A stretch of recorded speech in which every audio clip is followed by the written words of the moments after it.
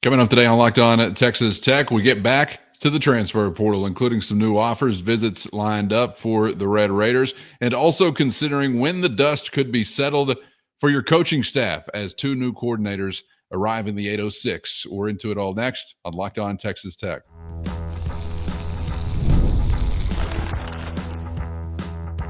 You are Locked On Texas Tech, your daily podcast on the Texas Tech Red Raiders. Part of the Locked On Podcast Network, your team every day. Great to be with you again on Locked On Texas Tech on the Locked On Podcast Network, your team every day. Always free and available on YouTube or anywhere you get podcasts. And thanks as always for making us your first listen. Today's episode brought to you by FanDuel. New customers can place a $5 bet and you'll get started with $150 in bonus bets if your first $5 bet hits. So visit FanDuel.com to get started. With the only Chris Level, I'm Casey Cowan. Chris, great to be back with you once again as we are rolling through the week with action aplenty as far as things to catch up on within the transfer portal. Want to get to some names popping up on offer lists for Texas Tech. Some of these including visits that have already happened or could be soon to happen. So we'll dive into some of that. I also want to get into, since it's the holiday season,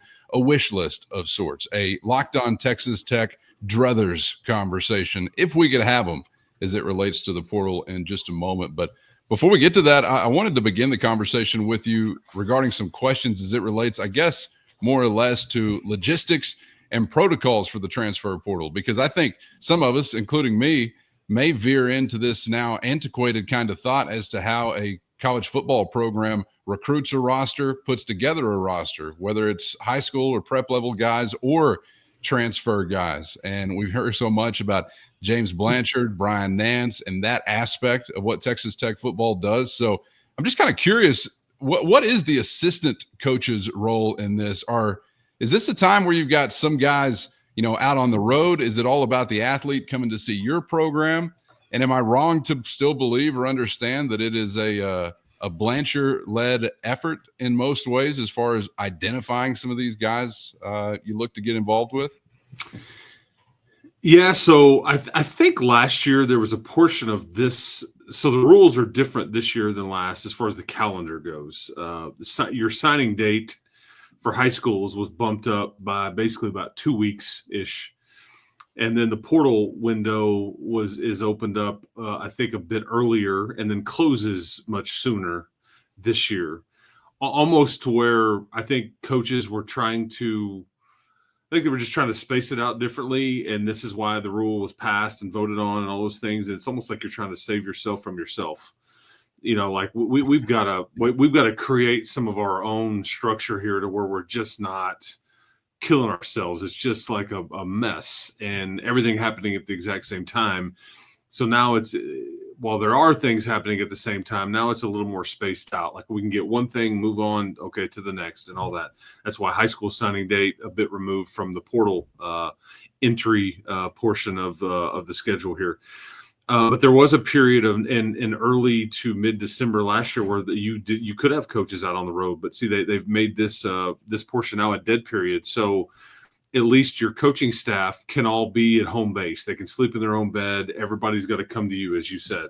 Gotcha. And I think that is met with some positivity in that, you're not, the travel and just trying to juggle everything when you're not even there is just a bit of a mess. And so at least you now can camp out and have a home base and all those things. So, and if you're an assistant coach right now, it's funny you mentioned that, because right now they are basically trying to prep for this bowl, which is not that far away. Now you're going to start to game plan for Arkansas. You're probably trying to deal with some of your younger players and catch them up if guys are not playing or whatever it may be that's affected with your own roster, or somebody's having a surgery or somebody's not going to play in this game. Whatever it is, you're dealing with that. Also looking at Arkansas. And then, you are – I think Coach Blanchard and Coach Nance, Coach Harwell, Coach Kinney, the whole personnel department, I think they're going to identify guys, but I do think they want some input on position coaches and new coordinators, for example.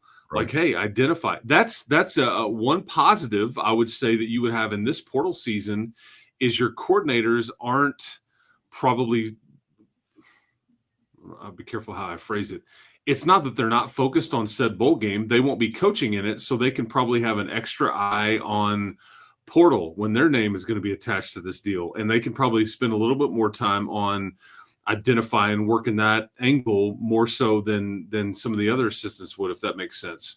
Yeah. But they're still going to be paying attention and evaluating players in practice and all that, because everybody on either side of the ball has got to reprove themselves to a new guy in charge that's going to be calling the plays and deciding who plays, who doesn't, and what role they play, all that stuff.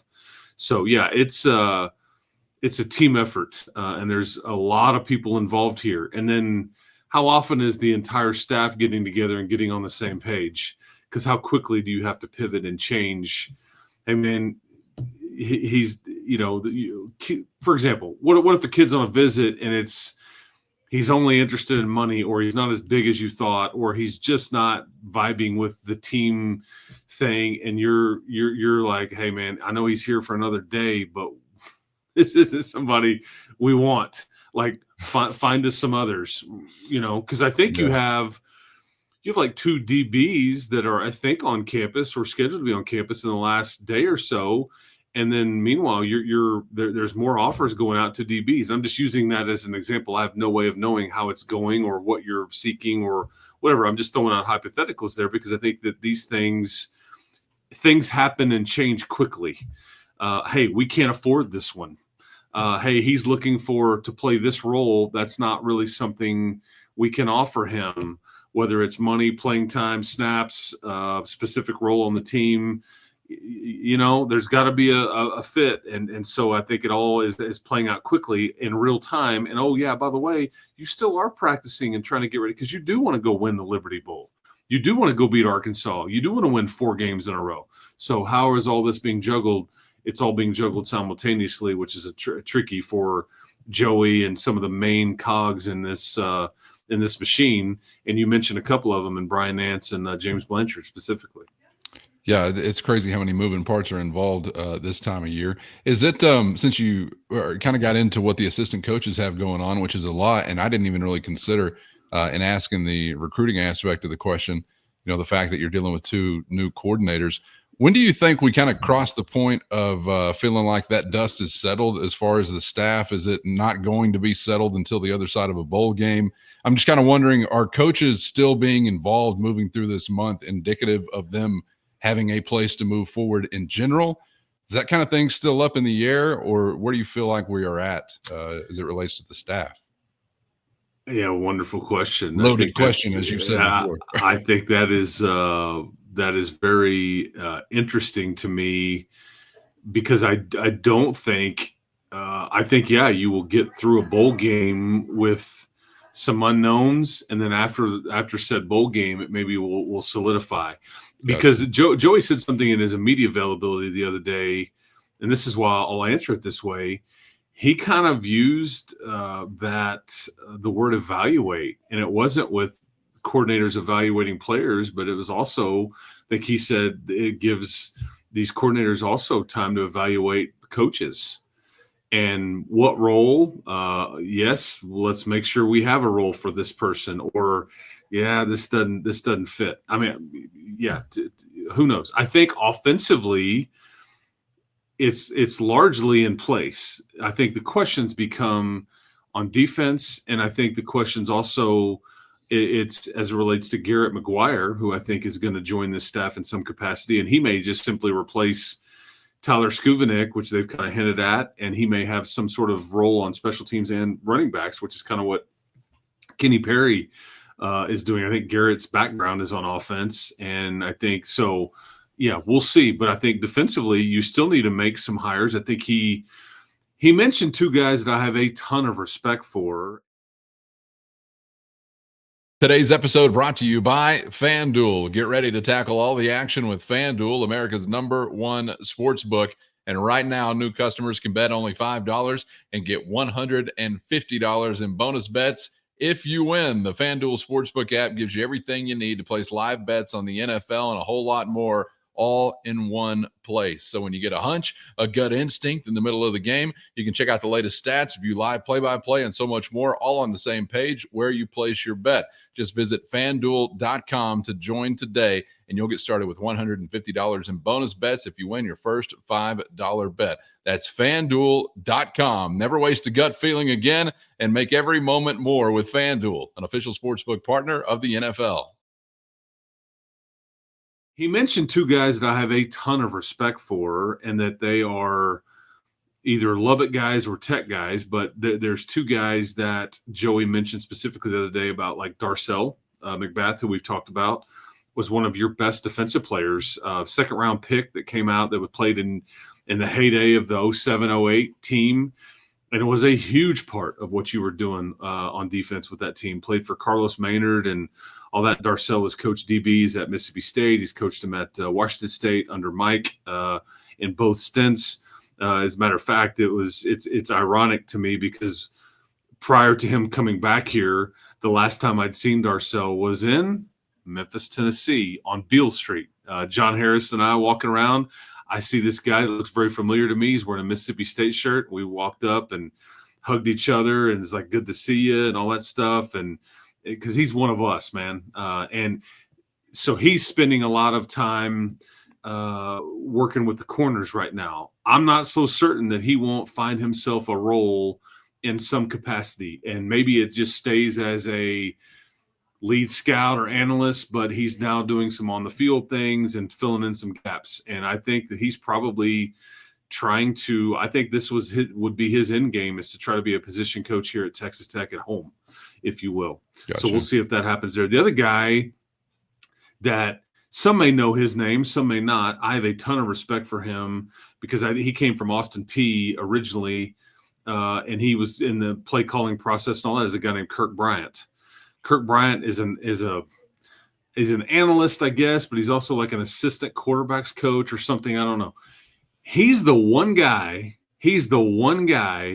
on this staff right now that Zach Kitley is no longer here, that has really the main relationships with Baron Morton and Will Hammond. I would say this individual is fairly important based on that, because this is who Kirk deals with daily. Those guys deal with Kirk daily. Kirk's up in the box on game days and all those things. And I think he will have an increased role and is basically going to operate, according to what Joey said, as the quarterback's coach in this time frame. So, yeah, I think it's a great point that you make on kind of how your staff will look. But I don't think there'll be any decisions made permanently until after the bowl game, because I think you want to kind of let this thing play out a bit. But you will have some sort of movement here and announcements to make, plural. Just depends on what that looks like and what that is. Because even if Darcel is a coach, I think you're still one short on the defensive side of the ball. And then what role is Garrett McGuire officially named to? You know, because you're only limited to 10. So I think that all that is still to be determined. I was kind of curious too on the defensive side. I thought I saw or heard that Coach Wood, your new coordinator, was going to be focused in on this group of linebackers. So I was kind of wondering, what that meant for maybe Bookbinder. I'm not sure, but either way, it sounds like the dust will not be settled for a little while, which I just think is kind of interesting in general, because obviously you have guys now departed. One of them, an assistant, Marcel Yates, and others. I don't know. You don't necessarily take it as a suggestion that everything is now set in stone moving forward, as you kind of got this up in the air time that you're trying to utilize to put together a roster and go win a bowl game and get a new staff comfortable with one another. So only a few things colliding at this point in the year, Chris.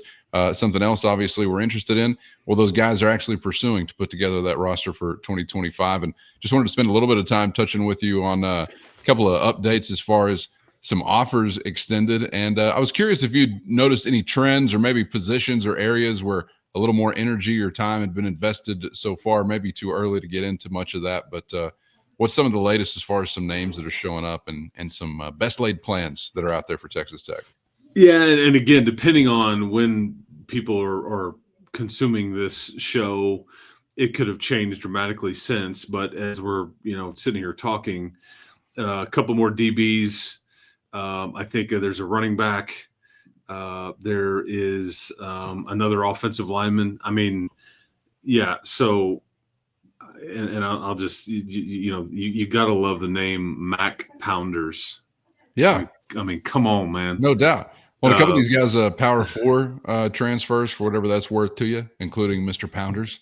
Yes, Mississippi State. So, I mean, I don't know if that's somebody that Darcel would have any familiarity with or anything like that. Obviously, Darcel would have coached on the defensive side, and that's been a year or so removed. But Quentin Joyner, as you mentioned, he's a running back. He's the USC. Went to Manor High School, or Manor. I always say it wrong, but same as Taj Brooks. And I think I was curious about that. Was that a Taj endorsement? I saw a tweet with the it has to be. It has to bulging be. eyeballs, which can say a lot. That's a big emoji as far as conveying meaning. So I didn't want to sleep on it. And do me this favor real quickly, because I think I'm right here. But remember when you were asking me in the last show we did measurables for a particular running back? Yeah.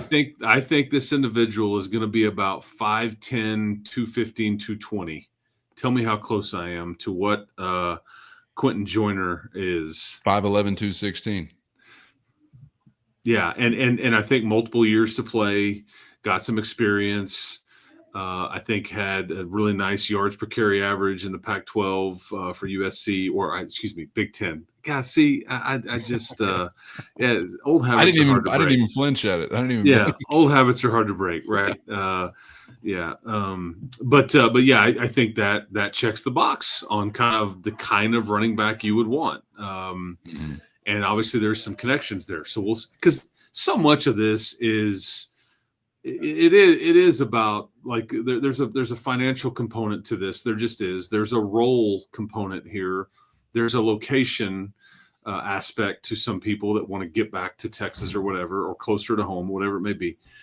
But then there's also like the connection part too. Like, hey man, I trust a former teammate of mine, or I've known this coach, or there. And when you can start connecting a lot of those dots, it's like, okay, now we're really cooking with gas here. Now we have a fit. Because some of these guys, man, it's free agency. It's like, you don't really know us. We don't know you. We think you're pretty good. We kind of need somebody like you. We have this to offer. Yes or no? Like, do you like me? It's like the girl in class, like, you've described it before as speed dating. Yes, that's right. Also an apt description. Yeah, that's right. But I think that in this one, there's maybe a little bit more to it than that. So we'll see. I do think there are a couple more DBs that were offered that is going to tell you, Jalen Peoples has gotten into the portal. I think you already went into this situation saying, hey, we wanted a corner. We probably wanted a safety. But maybe you end up, landing on the number of 3 portal guys potentially. We'll just have to see. As more offers go out, we'll just kind of see. And here's the one unknown too that we don't know. A lot of times, this is we like these guys equally. First to accept it gets it, and it's no longer void if we. If we take one, hey, you don't have an offer from Tech anymore. There's that game that you're having to play too. Maybe you don't play it well, or maybe you get your bluff called, or maybe you're not really. Maybe you're trying to squeeze a kid and trying to get him to hey man, we need to know, and maybe you're being truthful there, maybe you're not. There's all kinds of dynamics that come into play on some of that stuff. But I do think they will take multiple DBs, preferably somebody that's a corner, preferably somebody that is more of a safety type, and I think it wouldn't shock me at all if you took a second corner as well, as Braylon Lux will depart, and you've got Mo Horn, Macho Stevenson, but I think and you've got a few of your other guys like a Jordan Sanford or whatever. And are you done with all of your portal entries? Has everybody on your team? Are you clean there? Like, okay, everybody that's in is going to get in, or is there some delayed here? Or is it, I kind of want to see about this new coordinator. I kind of want to get through some practices, and then I may decide maybe I want to, because I think I'm right here. I think your bowl game is the day before the last game to get into the portal is. you're going to have some kids and everybody, I bet, does at some level, are going to play the bowl game, practice it out, just want to see how it goes, maybe get around the new coach in this instance. And then after the game is played, go, okay, well, I think now I'll probably go ahead and then get into. So there's an unknown there, and that's what's tricky for you, because you're trying to project a bit too. December 28th, final day of the window to dive in. I wanted to ask you this question before we move on. It was a question that was brought up by a Matador mobster we were texting with, Jarrett, kind of asking about the process when it comes to these transfers, sort of how that compares to like recruiting a high school athlete. Is there a distinction between an unofficial visit or an official visit? Who's footing the bill for these things? Is it always on the university? First, today's episode brought to you by Omaha Steaks. Nothing delivers comfort and joy quite like the unrivaled quality and taste of Omaha Steaks. And this year, you can skip the holiday hustle and bustle and save 50% off gourmet gifts site-wide at omahasteaks.com. Plus, get a $30 reward card when you shop early and score an extra $30 off with our promo code COLLEGE. Use our promo code COLLEGE. With 5 generations of experience, they consistently deliver the world's best steak experience, and the gifting experts at Omaha Steaks have made it easy to deliver the perfect gift with thoughtfully curated gift packages starting at only $89.99. From legendary steaks to mouthwatering desserts and more, save 50% off site-wide at omahasteaks.com. Plus, our listeners get an extra $30 off with our promo code COLLEGE and a $30 reward card when you shop early. That's 50% off at omahasteaks.com and an extra $30 off with our promo code COLLEGE. Minimum purchase may apply. Is there a distinction between an unofficial visit or an official visit? Who's footing the bill for these things? Is it always on the university? How does that logistical part work out of it? Well, wouldn't you love to be the travel agent trying to coordinate all of this? Because this is all happening on top of each other. And because you've got to have, okay, this person's coming in, they're coming in with their parents or their wife or their girlfriend or their brother. We've got to get hotels. We've got to get logistics. Like, what flights can we get them in? We've got to get everything structured. We need hosts for this player off of our team. There's just all kinds of things. And meanwhile, like, you may have visits showing up while there's still visits going on and ending, and you've got to like juggle it and try to compartmentalize and try to handle it all at the same time. And so this week, probably a bit of a nightmare for the personnel department, for the chief of staff, to the on-campus coordinators, and all that stuff. And you're trying to show them tours of facility and the business school or whatever it may be, whatever they're into, all at the same time. And and each one is going to be different, because each one of them may be into something different or focused on some different aspect of what they may be being lured to Texas Tech by or whatever. So, but yes, the university pays for these. I think they can put it's just like it's just like an official visit for a high school prospect. You're putting them up, you're flying them here. They're allowed so many visitors with them that you can pay for as well.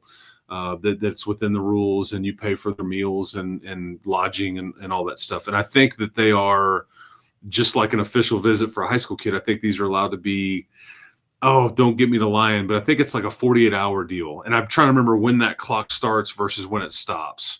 I can't remember if it's when you take off in your destination, or maybe it's when you get to town, maybe when you get to Lubbock, and at some point there's a clock that starts, and it's like, okay, we can take care of everything for you in this 48-hour window. So maybe it's the time you get here versus the time as soon as we drop you off at the airport. It's like, okay, now you're on your own kind of deal. Your first bite of ribeye, the clock starts ticking. There's some NCAA nerd who's standing right there with the stopwatch. Yes. Okay, time has begun. Begun. We got 48 hours to party. All right, a wild scene, I'm sure, a frenzied scene, I'm sure, at the football training facility, which, by the way, I don't know that this is officially opened yet, but we're seeing players now in the new football training facility. Some video and images starting to emerge there. Not a bad time to kick the doors open on that when you're hosting some guys that you're looking to attract to the program, right? No, it's not at all. And unfortunately, I can't believe I'm saying this, but it's just the truth. Unfortunately, this doesn't move the needle like it used to. If you have this 10 years ago, I think there's much more of an impact on the actual recruiting cycle and the kind of athlete that you can lure versus now when, hey, this is great. However, I want to know these things. And You think it's probably a little different for a transfer too, especially some guys that have been to big programs and like, man, I've seen some bells and maybe, whistles. but I would say, like, if you're talking about, let's just use Derek Simmons from Western Carolina. I think he is one of the most highly coveted offensive tackles out there currently. Mm-hmm. He's got a variety of options and a variety of visits set up. You happen to get the first one. I think somebody like that, it probably isn't impressive, but he's going to see really nice facilities at most of the places that he's going to go. Now, you happen to have a brand new shiny situation that yours is going to be better than I would guess pretty much everybody he goes to look at. And I don't care who he goes to see, but he may be more interested in who's coaching me. How do I get to the next level? Are you guaranteeing me a starting spot? What's my rev share number? Can we win? I mean, all of those things. And then you factor in the academic part, which, I think, I think some still do, are interested in the academic component, contrary to popular belief. They are worried about life after football, but some of this is not. I mean, that's just the way it goes. It just depends on who you're dealing with. But yeah, but I mean, I think some of your group of five or some of your lower level guys, that D2 guys or whatever it may be, that are non-power 4 guys, are certainly going to be wowed and intrigued by where they, post up every day. But it's just not the end all be all like maybe it used to be back in the day when that was maybe a lone advantage that you would have over somebody. Now, it's not that everybody's got nice facilities, but now you can pay these kids and all the things, and so it's not as much of a needle mover as it used to be. Yeah, I'll work out in a less nice weightlifting room if my direct deposit is a little bit bigger at this place as compared to the place with the nicer weightlifting room. I see what you're saying. Yeah. Before we get out of here, Chris, I just wanted to kind of pick your brain on the lay of the land as you and I see it.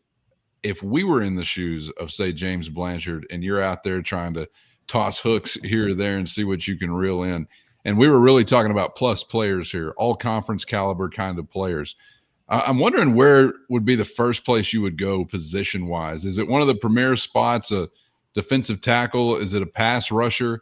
Is it a pass defender as far as a cornerback or somebody in the secondary? Is it replacing a guy like Taj Brooks? Is there something that would jump out off of the page to you if you were putting together a wish list that would be number one? You say, if I'm shopping, that's the first spot I'm picking. For some schools, it's going to be quarterback. Thankfully, I think you're okay there. Okay, so you don't need to go shopping there. Based on your needs, I would say it's 1 and 1A, and we could probably haggle over some differences here. Maybe it's just potato. I don't know, because I think you do need both. But man, I think edge player, impactful edge player, or left tackle are your two primary needs. Like, if I could take a premier player at one of those two spots, that's worth more than everything else I think we're talking about here. You've got other corners, you've got other running backs. I don't know if you're going to go find like a Taj Brooks. I guess you could sell me on that if I knew he was going to have as much of an impact as Taj did last year. I don't know if that player exists. But because I just think you can do so many things on offense. If you can protect a bit longer, if you can move people, you don't have to have as good of a running back. No offense to whatever you may be bringing in here. What do you have on campus? But then I think that how much better does your secondary become if they only have to, cover for 4 seconds as opposed to 7? how much of an impact can a truly pressure player make game in and game out that, doesn't show up in the stat sheet? And I guess if you force me, I'd probably take the edge player. I think that impacts a game more than anything else. If you have I'm saying somebody that is an impact player, not just a good player. I'm talking to you. You mentioned all conference, and I don't know if I would attach stats to that, but if they were an all conference, a first team all conference guy, I'd probably take that. But like ever so close is left tackle. I think those are the two things you're looking at that would I don't know, and you may disagree, but I think we could hem and haw over those two spots. But we're not going to be hemming or hawing. I was hoping for some hemming, maybe some hawing if we had enough time for hawing, but I'm cheating off your notes. I agree with those being the two most important, which I think most people would understand, but specifically for Texas Tech, I would be looking to go for that guy that can kill a quarterback regularly. And it's just because, number one, I want to base my team's identity in defense anyway, because I still believe that's what wins championships at the end of the day. As cliche as it may be, it's cliche for a reason. And a guy like that, man, can just cover up for a multitude of sins elsewhere if you can really harass the quarterback. You get that guy that can harass a quarterback, it kind of means you're probably going to be doing it as a team, because he's also freeing up opportunities for others, given the type of attention you have to devote to maniacs like that. So kind of fun to think about. And maybe as you roll the dice, you get lucky with some of these guys coming up, whether they would be newcomers or some that are matriculating up within the program. But would like to hear from you out there. Let us know in the YouTube comments what your answer might be to that question, whether you agree or disagree. Chris, appreciate the time. As always, my man, keep that ear to the ground, you old Buffalo hunter. And we'll catch up with you on the other side and see what the latest is. So enjoyed it, man. We'll see you for the next one. Hey, man, sounds good. Guns up. Keep hope alive, everybody. And get subscribed on YouTube or anywhere you get podcasts so you never miss an episode. Also hit the show notes. Check out the link there to become a Matador Mobster. Thanks to those out there for keeping our wheels turning throughout the day, sometimes even the middle of the night from South Korea. Shout out to all of you. And thanks for being out there. You can become one by hitting that link. Try on a free 14-day trial. See how it suits you. It's your direct line to Chris and myself with one-on-one text sent straight to your phone. For Chris, I'm Casey. Thanks as always for the time, and we hope to see you back for the next round on Locked On Texas Tech.